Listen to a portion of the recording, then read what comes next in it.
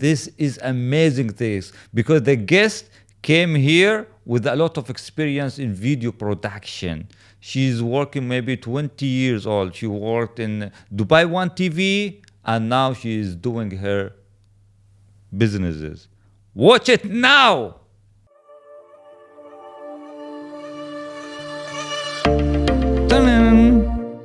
Welcome, Reem, to Success Story. We are very happy to have you here, and you made it. Actually, if you see today, we have a different setup, great things. And before we were sitting here with the table, I said, no, let's change. Let's do something else.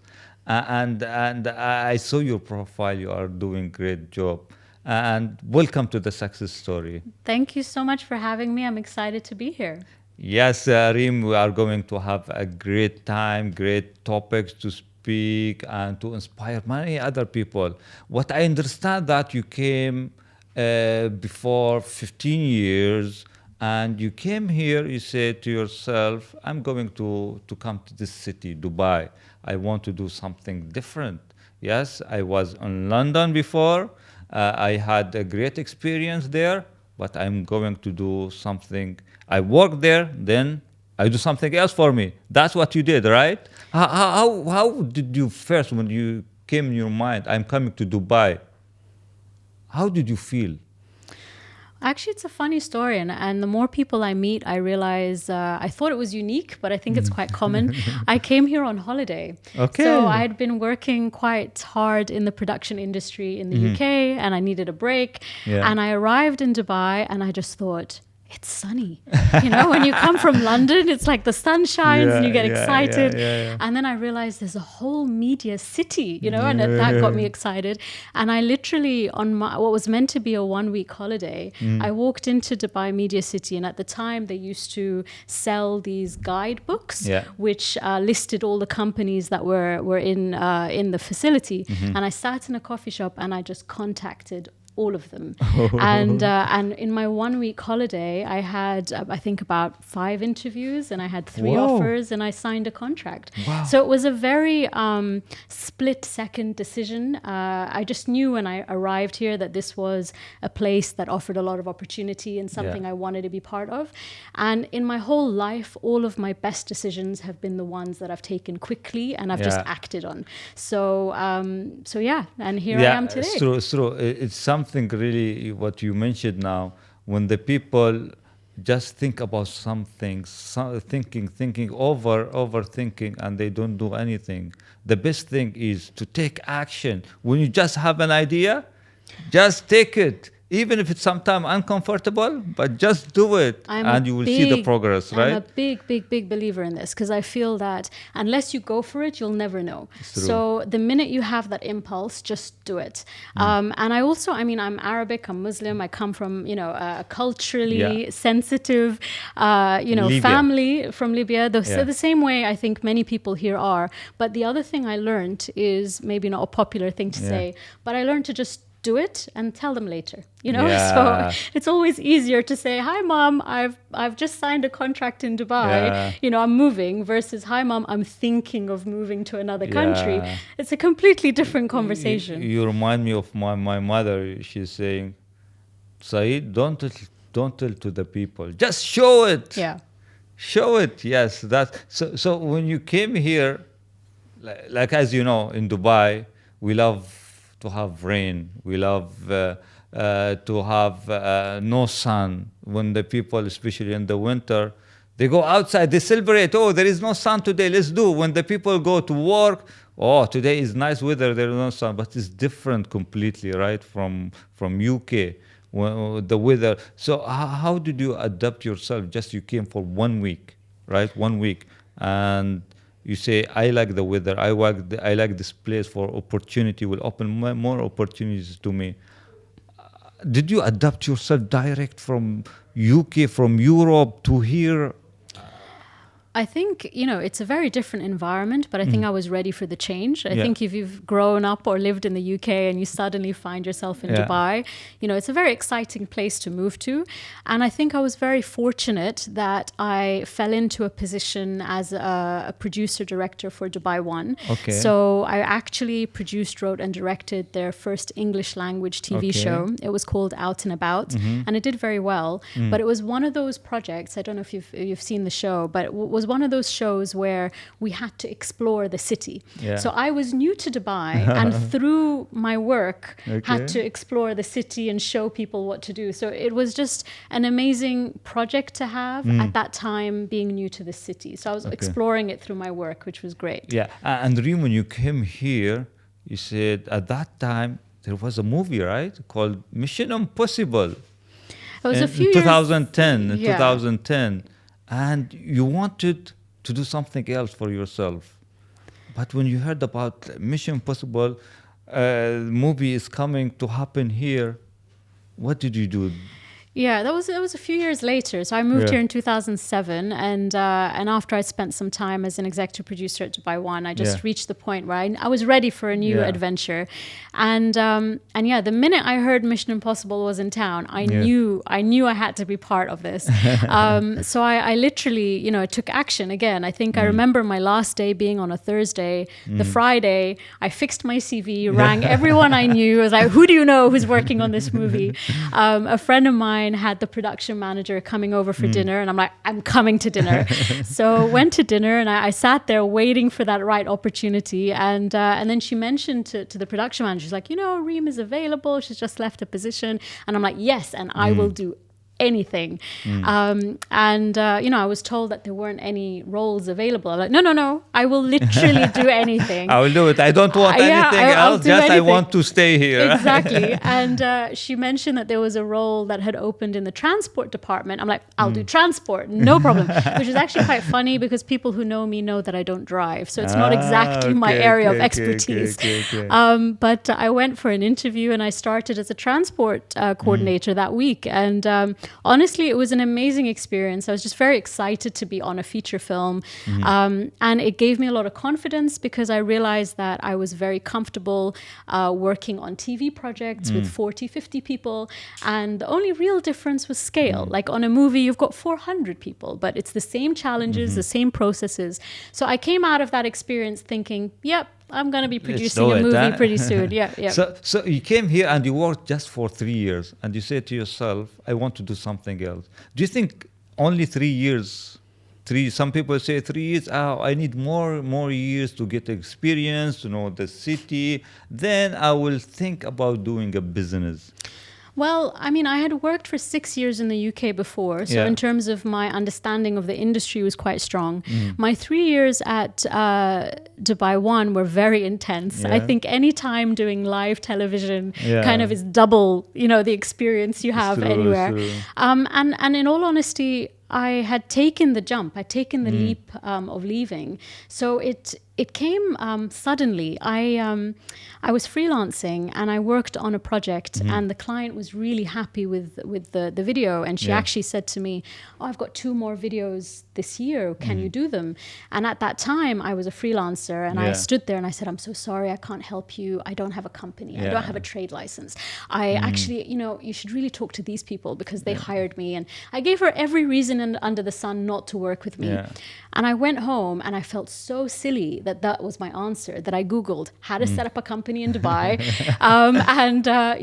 made an appointment the next morning, walked in, submitted my papers, and a week later had a trade license. Wow. So everything in my life has been that quick. If you see the opportunity, you go for it. But you didn't have a fear inside you, like opening a business for other people is really taking risk. It's going outside of their comfort zone.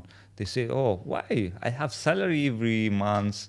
I feel okay, life is okay, I go out with the family, and I don't need to take a risk. But for you, you took a risk. You didn't have a fear of how did you manage?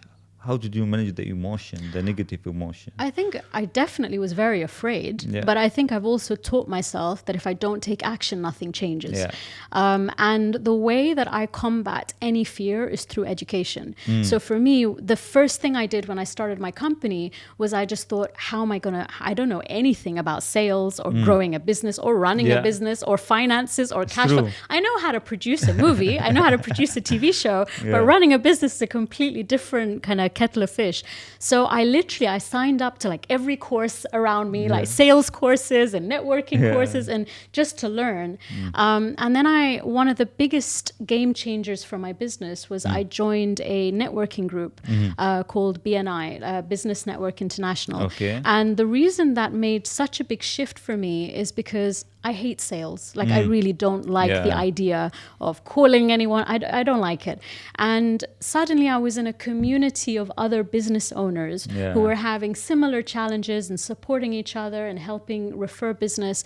And I realized I wasn't alone. So I went from being, this lonely business person who didn't know how to get started to being surrounded by other business people. And that support system, I was there for 10 years and it made a very big difference to how I grew my business. Yeah, it's really about the sales. Like for example, for me, when I hear someone is calling me from real estate, or do you want to invest? Do you want this one? Sometimes I get frustrated, like they are their work, their sales. But yes, sales, you get rejected many people, right? And do you call now people for your business or just they come to you? The majority of my business, I would say 80% of my business is referred. And obviously there's 20% that maybe comes through leads or online or whatever it may be. But, and I think it's because we're quite consistent. I do a lot in terms of my personal brand. So I'm always out there. I'm always networking. And I think that's what people underestimate. People do business with people, So if you're building those relationships, that is going to lead somewhere else. It's going to lead to a referral or lead to growing your network. So I'm a big believer in that. So what I understand is to surround yourself with the good people. People encourage you. People motivate you to move forward. People to give you a positive thoughts to move forward. It's playing a big role, right? Huge. Like for me, it's so essential. Like I've got to the point now where, I actually have like the unfollow Friday, anyone who gives me any feeling of negativity gets unfollowed. It's like, I don't need to see that every day. Anyone, even, in our office, whenever I ask anyone, how are you today? Everyone knows the answer is amazing. That's the only answer to have, And if anyone goes, literally this morning, someone said to me, good. I'm like, why are you good? You just came out of the weekend. Why sorry, amazing. Exactly. Yeah. If you decide from the beginning that you're amazing, then khalas, that sets the tone, True. And so I'm a very, very big believer that, having that positive environment, having that support can literally move you in directions that you wouldn't move in otherwise, which is why I've gone as far as really limiting my communication with anyone that plants a seed of doubt in any of my plans. It's true. And the language you use, for example, for me, it happened to me many times when I feel I am really exhausted, I am tired. When someone is asking me, Saeed, what happens to you today? I don't say I'm tired. I don't say I'm exhausted, because I know if I say I'm tired, I'm using wrong language and it's affecting my body, affecting my thoughts, my emotion. So I say I am amazing, like what you are saying to your team, to your things. This one, the language is really important, right? Very important. But you know what else we do, which might surprise you? I went to a Tony Robbins event a few years ago, and in US or here? No, I went in the UK actually. UK. And something I learned, like it was kind of surprised me, because you're sitting there taking notes, and then suddenly the music blurts, and everyone stands up, and you're suddenly in this weird rave, and a minute later you're sitting down again. Yeah. So the whole concept of motion creates emotion. Yeah. So I came back from that and I just decided we're going to have spontaneous dance sessions throughout the day. So throughout the day, you know, someone is responsible for just playing music and has everyone up. They all look grumpy when it starts, but they all look super happy when it ends. And I think that's the key. It's like just keeping the environment positive and everybody in a positive state can make a very big difference. But this one, it doesn't come just like that. Of course, maybe you took courses or you listen from the people, you push yourself. Some people, they don't have the people supporting them. They have a family who they want to protect themselves. Don't do it. It's not for you. What do you need this one? It's just for others. We are not meant to do a business. We are just getting salary or doing other stuff. But of course, you surround yourself with these people. How did you find these people? Like, just like that? Or the positive people? Yes. Genuinely, it's, you know, I joined these networking groups. I mentioned BNI already, but the fact that, you know, everyone there has a similar mindset, is on that mission, it kept me positive. And also because I limit the negativity, and unfortunately, even if it's family, you know, so there are some conversations I just stopped having, you know, because I knew that it was going to impact my overall well-being. So like, no need to discuss this. Let's discuss everything else. You know, so I think you just need to be conscious of who and where your positive and negative, you know, pushes come from. So it's really important. So Reem, what I know now, or I saw from your profile, you are doing really great things. Can you share with us the things that you did, or the TV show or the movie, like became viral for other people? Oh, did you see this movie? Oh, did you see this show? Which was? I think honestly at the moment, everyone kind of thinks of me when they think of Expo, because we were fortunate enough to produce the daily live show from Expo, Studio Expo. So that was a great achievement and a great milestone. You know, we were live every single day for 183 days. And we were live for up to 2 hours per day. And, you know, with 192 countries, so working with people from all over the world, you know, dignitaries, celebrities, and it was a changing environment. So it was one of those environments where you never really could predict what was going to happen tomorrow. You had to constantly be on the ball. And it was new. So not many people knew what to expect from Expo. And not just that, the facilities were new. So we were in a new studio, new equipment, new technology, and testing it all live.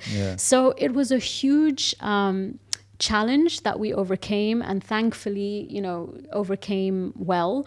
And we had audiences tuning in from around the world. So that's a project I'm particularly proud of. And, you know, we're close to completing 12 years as a company. So for me, having achieved this, you know, my journey in Dubai started with Dubai One. So for me to now, like 12 years later, be working with them again in this capacity was great, you know. So how many companies you have now?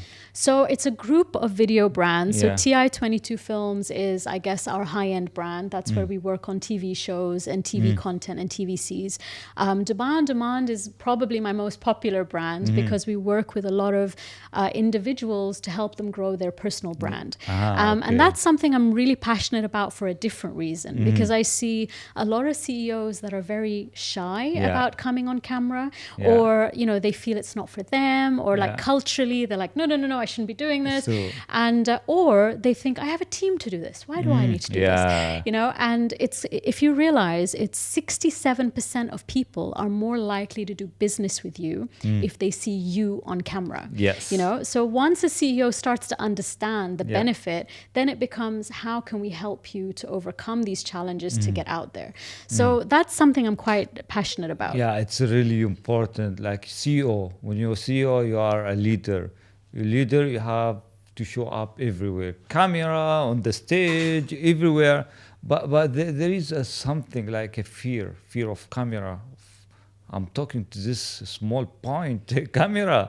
Oh, how? Or I talk on my phone, I see myself, it's weird, right? Or I talk on the stage of the people, how they will react with me. I will be loved. How it's going to be? And do you do you work only with the CEOs or other personal brand? No, we have all levels and different professionals that come to us. We actually run a monthly workshop, and it's so interesting to see. It's so interesting to see people. It doesn't matter who you are, doesn't matter where you're from, what level you're at. They all have the same fear and the same challenge. Yeah. So through that weekend, we always support them with first identifying what they're gonna say, because I think if you're confident in your content, then that already eliminates some of the challenges, So I always suggest, don't get fancy, don't try and overdo it. Just talk about something don't try and memorize a long script. Forget it. It's never going to come out the way that you planned. If you're talking about something you talk about every single day, then it'll come out the way it's meant to. So trying to remove all of those fears and those challenges with the content first. Second is you want to give them some confidence presenting, because that's the other thing. As you mentioned, they're looking at a dot and they're like, how am I going to do this to this dot? I was like, forget the dot. It's like, imagine who's through the dot. Imagine you're talking to a friend and getting them comfortable on camera. Third is we do the hair and makeup, because for some people it's a big self-conscious exercise. It's like they don't feel right, they don't look okay. So making sure let's remove that objection as well. So it's a whole process, and I honestly believe it's more confidence building than it is anything to do with the camera. It's true. So it's confidence. Do you think the confidence just comes like that, or confidence? I think it's practice. Facing the fear, being courageous.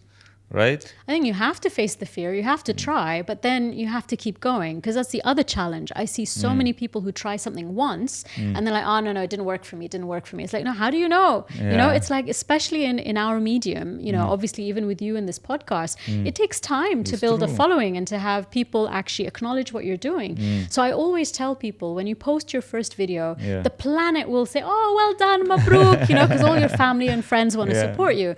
And the second one, maybe half of them will. By the third one, no one will, because khalas, you've done it now. Your objective is to keep going, because it's usually around video 12 that someone goes, oh, you've been doing such a great job with those videos, So you want to keep that momentum going, and that only then do you see the feedback. So for the personal brand, it's a great topic. So everyone wants to be in social media nowadays, in YouTube, Instagram, everywhere, even if they don't talk or they don't do. So if someone comes to you, for example, he's not a CEO person, he wants to have a personal brand. He comes to you. How would you treat him? How would you do with him or her? I think ultimately everyone is different. So we need to understand why are you doing this? What is your objective? And for some people, it's purely, wanting to attract new opportunities for themselves. For others, it is attached to a business and they're trying to eventually generate sales. So whoever it is, we need to understand, what is your objective? What is your goal? And based on that, you come up with a strategy and a plan, whether it's a content plan, whether it's the video plan, that will allow you to eventually reach that result. But it will only happen in time. So anyone who comes, I always worry about anyone who says, I want a sale in the next 2 months. It's not going to happen. This is a long journey. And for me, it took me about a year of being consistent, posting content before I started to get inbound inquiries, So and I'm consistent, and I feel like I know if it took me a year, it's going to take people a long time. But it's worth it, And I think the other thing is to not get so hung up on what happens publicly. So what I always tell people is, it's what happens in private that matters, not what happens in public. It's like, you DM'd me, that's a private chat. It's not about the comments or the likes or the engagement. So have a different metric. So I'm always looking at how many new opportunities came through my DMs this week. So what I understand, your personal brand comes when you do in private, not in public. When you practice in private, and then it shows in the public. Totally. I think it's also, your offline activities as well. It's like, how are you showing up at networking events with your colleagues, with your support system? What are you doing outside of the online world, is one part of it. But the point I wanted to make is that, people look at their videos and say, I only got 5 likes. I only got 6 likes. Fine. But that's not the metric. That doesn't show your growth as a personal brand. So I look at did you attract new inquiries this week? Did you attract a new opportunity? And if the answer to that is yes, then you're doing something right. Yeah. Is the problem when the people say it's just yes or no, or blue or red, or high or up? Yeah. They forgot the progress in between. They forgot the teeny actions that they added up, and becomes a process or progress or successful. So it's not only win and lose, right? But I think, absolutely, I think this there is year, no likes or no likes. Yeah. There is a consistency. There is other things. But I think this year in particular, I've had some amazing examples where I've had, just this year, someone who I worked with 17 years ago, someone else who I worked with 15 years ago, and someone else who I worked with 11 years ago. All three of them contacted me through LinkedIn, you know, with new opportunities. So what I find really interesting is I haven't spoken to these people in years, you know, but they're following. They're following. They saw something. They thought it was a good fit, and they reached out. So it's not always about attracting new followers and a new audience. Sometimes it's just about being top of mind and visible to your existing audience, you know? Because if you think about even your friend circle, how many of them really know what you do or really understand what you do to a degree that they can support you? Not that many. But when you're there every day, every week, you're, you know, on top of mind, things change. So it's a gradual process, and it can take years. So consistency brings results. Totally. It's not like you are looking from 1 day or 2 days, or you take, I say it in every episode, you just looking for the magic machine, or just you take pills, oh, I will be a great person. No, there is a progress. There is nothing comes just like easy. There is a commitment, right? Absolutely. There is many other things. And that's what you are saying. And that's what you say for other people who just want to be a CEO or to be a great influencer or creating impact to others. There is a progress. There is a progress. There is a progress. That's you mentioned. And you now it's about the personal brand. You shared about the examples of existing people.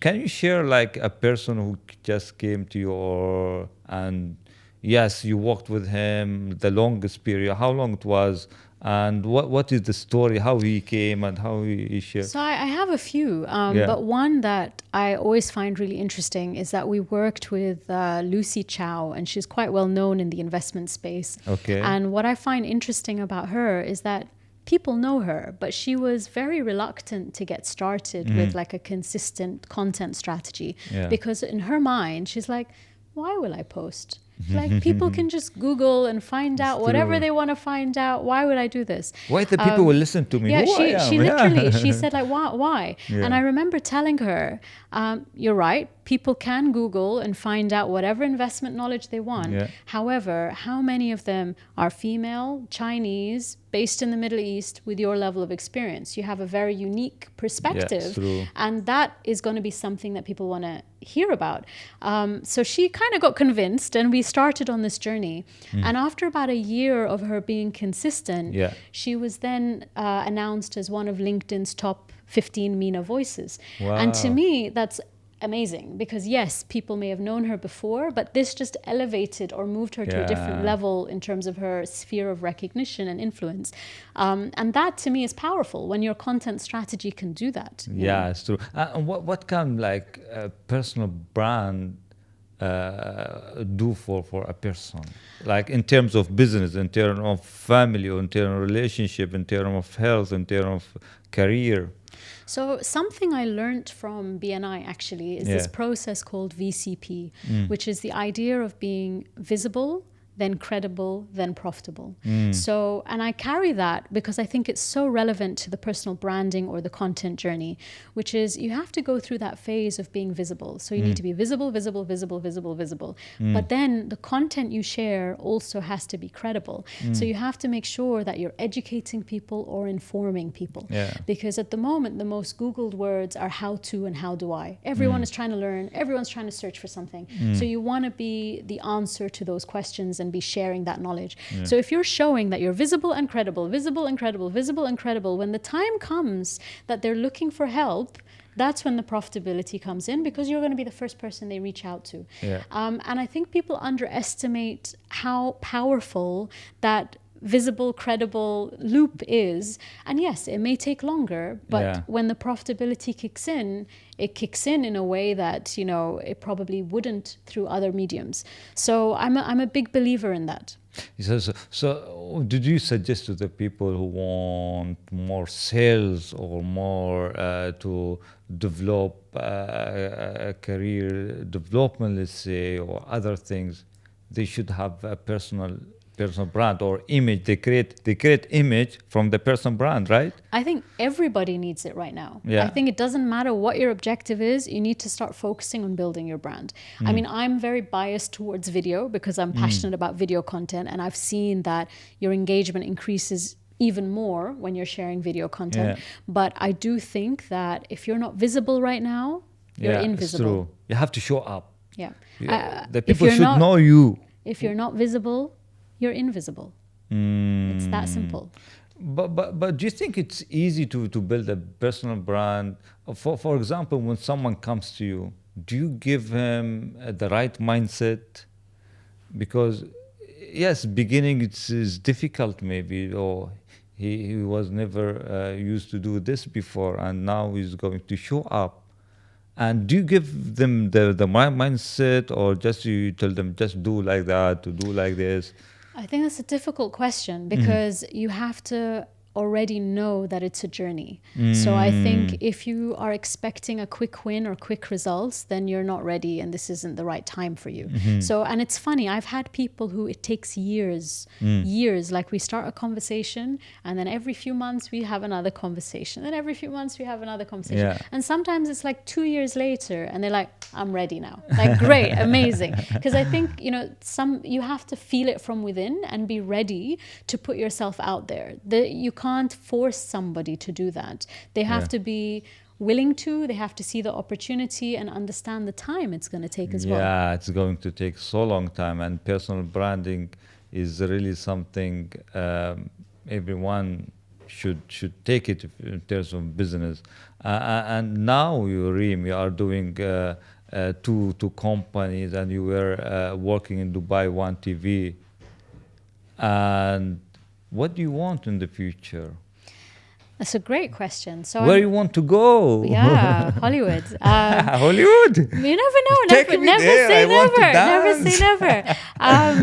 To be honest, I'm doing more consulting, which I enjoy a lot. So that's coaching and consulting. So coaching is sometimes, it could be anything like media training or people who need support, just getting in front of the camera or with their strategy. But on the consulting, it's usually new media projects. So it's someone who has a new online channel that they want to launch, or someone who really wants to get a documentary on Netflix, so it's kind of helping on the media consulting side. And I don't see many media consultants here in that space, so I feel like that's a lucky niche to be in. So yeah, looking at doing more of the consulting, we're looking at a few new TV projects very soon, so watch this space. There could be something exciting coming soon. And I think that's really where I want to go. I want to stick with the consulting, and just, we're in an industry which evolves all the time. Did you start the consulting? Yeah, I have been for a while. I have been for a few years, but more so recently. So the last year or so. So you focus more now on consultancy. Yeah, because I think that's always an exciting playing field. They're like new projects, new opportunities, you know, how to build something from the ground up, whether it's an online channel, whether it's, you know, a new TV series, but all in the media space, because that's what I'm very passionate about. And sometimes on the content strategy side as well, because it's time that people got more visible. Yeah, and just I want to know, I take you back to the personal brand. I want to hear a funny story when someone comes to you, I want to build a personal brand, but then they don't continue. Or what do you think the main issue they don't continue? It's always because they expect quick results. Quick results. Always. So it's always they put their first video up and then they didn't get an inquiry. So there's a gap between the expectation and reality, which is why I try really hard from the beginning to tell everyone, don't expect anything. Yeah. Don't expect anything, you'll be fine. Yeah. This is not about the quick win. Yeah. This is about the long journey and building that visibility over time. So that's usually when people You remind stop. me of Tony Robbins sometimes. He's saying people overestimate what they can do in 1 year, but they underestimate what they can do in 10 years. It's true. They are just getting for the results, and quick, but nothing comes just like that. Absolutely. And also, I, before really focusing on building my personal brand, I was very, I networked a lot offline, so I have connections, I have friends, I have contacts. So obviously when you start to build a brand online, you're converting all of those offline relationships. So it can't happen in isolation. It has to be something where, you're really still looking at both. Who can build personal brand, like influencer, blogger? You work with the blogger, we do, influencer. But I'm not even talking about for me, I'm not talking about influencers and bloggers. I'm talking about you, me, average Joe, professional out there, CEO. I'm talking about any business. They don't have to be a business owner. They can even be an employee. That's not the point. A personal brand is for everybody. Yeah. So it's and what's interesting is, like, if you look at some of the world's most successful CEOs and entrepreneurs, their personal brands are significantly more popular than their companies. Yes. So anyone, whether you look at Richard Branson, Elon Musk, look at their following. Yeah. And it's hugely disproportionate. I haven't checked recently, but like, I know Richard Branson, let's say he's in the millions and his companies are in the hundreds of thousands. That's how big a difference it is. So people are following people. They want to connect with you. They want to follow your journey and where you go next. What happens with your organization is separate to that. Nothing. Because when someone is following he wants to know other person. He wants to trust. He wants to know what he's doing, what his values, what he's meant for, what he stands for. Yeah. It's helping the business also.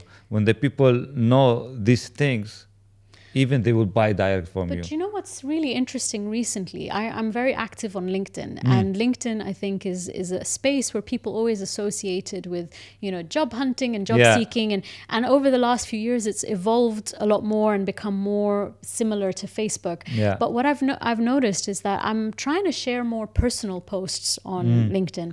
My personal posts do really well. They do a lot better than some of the professional ones. Yeah, and it's interesting what people connect with. So I did a post at Expo. So I'm Libyan, and I only went to although I was at Expo every single day, I only went to 2 national days. UK, because I'm affiliated, and Libya, because I thought, I should go check out my country's national day. And I did a post on the Libyan National Day. Until now, when I see people, they're like, oh, I saw your post on the Libyan. Oh, I didn't know you were Libyan. I'm like, what has that got to do with anything? But it's an interesting connection or a bond purely because I spoke about the country that I'm from. I happen to love singing. So I started a singing group. Every now and then I get someone random go, oh, I'm so happy you started the singing. They feel like they know you on a very different level. It's not about the jobs. It's not about other stuff. Also, yes, you do post about the professional things, but the people want to know you, who you are. And I think that's what people are missing. They often say, oh, I don't want to share my personal life.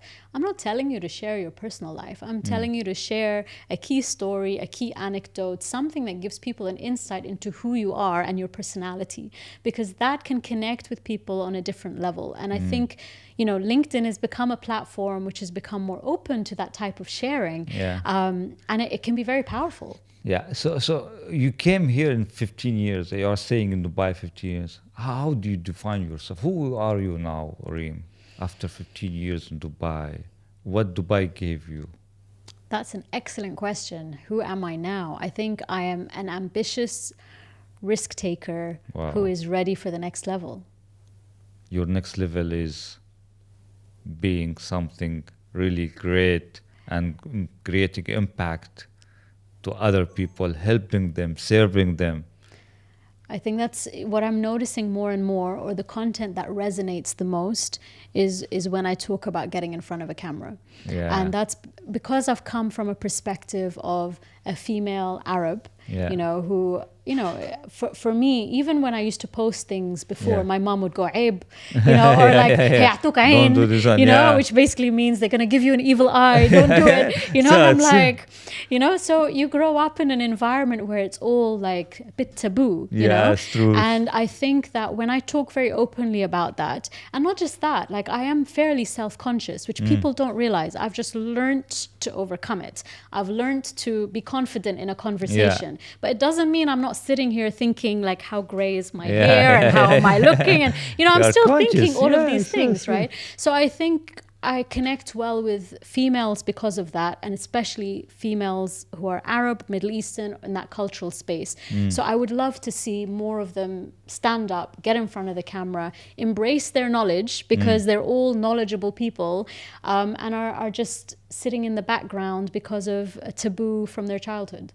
You are a great leader. That's what I hear. I never met you before, Reem, to be honest. And the first time I hear you here, but I can see the confidence you have. I can see the things inside you want to show to others, because building a personal brand, building personal brand for others, it should come from you, because you build your personal brand first. If someone's saying, "Oh," it's like, if you want to play at tennis or you want to do something, you don't go to someone just watching tennis, playing together. No, you go to someone who's playing tennis.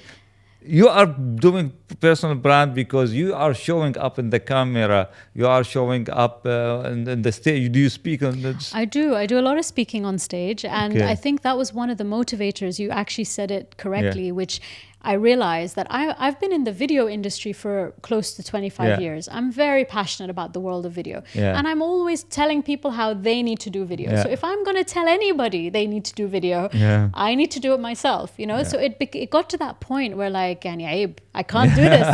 I can't, like, the people give you eye, don't show up, don't say it. So Yeah. it's one of those where, I had to be more proactive with my own content and with my own visibility if I stand the chance of telling anybody else to do it. And I'm a big believer in that. Now when I'm speaking from my experience of doing it, which is very different. Thank you so much, Reem. I really enjoyed discussing with you here. And you are giving us really tips about many things. And the last thing I want to ask you, your advice, your professional advice for others, what they have to do in terms of personal brand, in terms of set up business, moving forward in their life, what they should, what's your advice for them? So much advice I can give, but I'll try and keep it short. I think definitely take action. Like, there's no point sitting on a great idea. If you don't take that first step, nothing will change. So taking action is a big one. Second, completely ignore anyone negative in your life. Like, if it means deleting the naysayers, that's what you do, because you can't afford to go backwards. They either get on the train or they get off the train. So ignoring the naysayers, have faith. My biggest thing is every single day I have faith. I believe that everything's going to work out, and I do my best to be as positive as possible. Surround yourself with the right people, because I think surrounding yourself with a strong network and a support system can make a big difference. And the last thing I'm going to say, which we haven't touched on, is I write a gratitude journal every night. And to me, that has done wonders. I've been doing it for maybe 7-8 years, but realizing how much you have to be grateful for on a daily basis and acknowledging it. And I often go to people and say, "Thank you, you were in my gratitude journal." And it's such a small thing, but it can make a big difference. I am grateful for you, or for you to be here and discussing and saying many great things to others, to other people who want to listen from you. And I told you the last question. Let's go more to the specific now. You are saying to other people. Now, for me, what's your professional advice for my brand and my podcast? I think actually everything I've just said applies to you as well, because you're on the start of this journey, right? So it's going to be very difficult to, or rather very easy to listen to all the critiquing and stop. You know, and I think that often happens to people. They pay too much attention to the comments and the negativity, and oh, they didn't like this, oh, they like this. You're on an experimental journey. There are going to be some things that work, there are going to be some things that don't. The key to all of this is you learn from what works and move forward, and you lose what didn't, and khalas, you know, you still move forward. So the main thing I would say is keep going. You know, whatever happens, the consistency makes a difference, and don't let anyone stop you.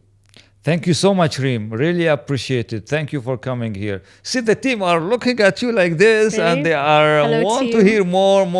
But we have another guest, and thank you so much, Reem, for this great episode. And it's going to be, it's going to inspire many other people who want to build a personal brand for their life, for their career, for their business. Because it's really important. You touched upon this great topic, and I want to thank you for this. Thank you so much for having me. I appreciate it. Thank you so much, Reem, and have a great day.